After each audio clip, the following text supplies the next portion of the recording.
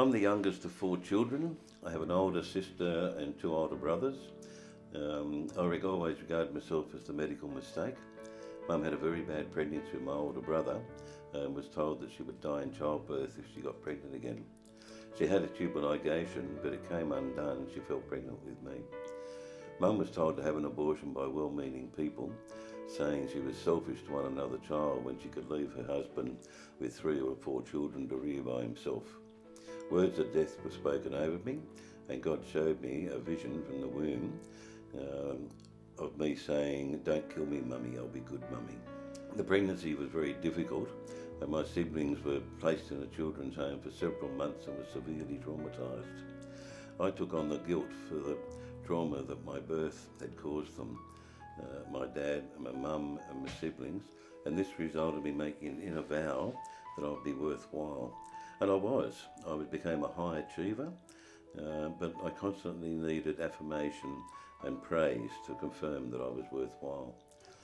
I first became aware of God when I was 8 years old. We'd moved up to Hurstville, and the lady over the road ran what she called the Good News Club, and she told Bible stories using little flannelette figures, and she had fantastic afternoon teas.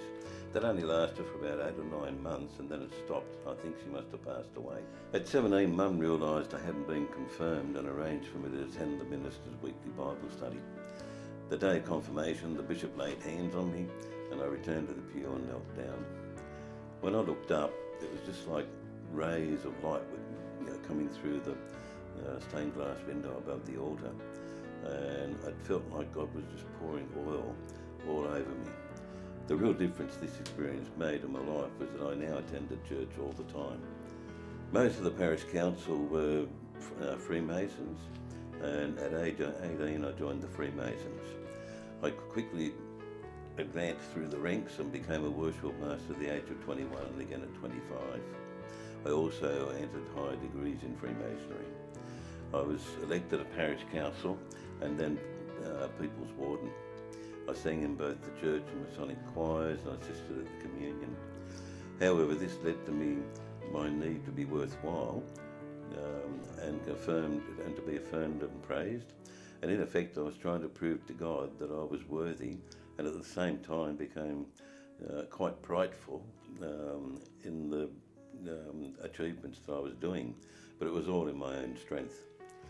At a lodge supper, another Mason said he would cite me for talking about Jesus. I was talking to a Jew at the time. He was talking about God, but he said nothing to him.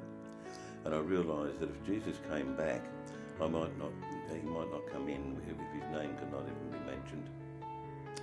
I then researched Freemasonry and found writings from the 1860s that identified Lucifer as the head of the Masonic Lodge, where it actually said the religion of Freemason, and also as the head of this world, and that Jesus was a phony. I immediately resigned, and as a consequence ended up off the parish council and eventually became too difficult to remain in the church we were in, and we moved to a Pentecostal church. Effectively, I had lost nearly everything that gave me my sense of identity and made me feel worthwhile. Around this time, a man approached me and said he had a word from God. He said that I was not a medical mistake, that God knew me before I was born and knitted me in my mother's womb. Now, I'd heard those scriptures quite a lot, but it had never before sort of registered what it really meant. But this time it just pierced right into my spirit. And for the first time, I realised that I was a child of God. Jesus had paid the price for my salvation. I was set free totally, and I no longer needed the affirmation of man or to prove myself to me or to anybody else. I have learned that God is a gracious and loving God. He restored my walk with him. I could not get a promotion through work for 16 years, and after this event, I was promoted 5 times in 3 years.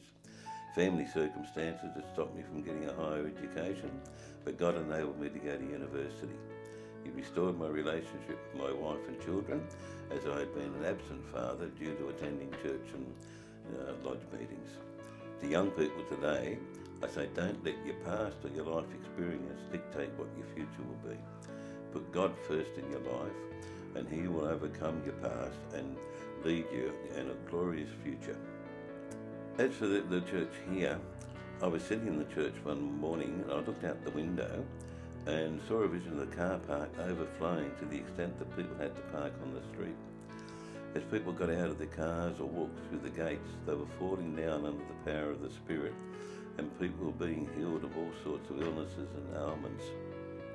I want my relationship with Jesus to enable me to flow with the movement of His Spirit and to be part of what He is doing in this church.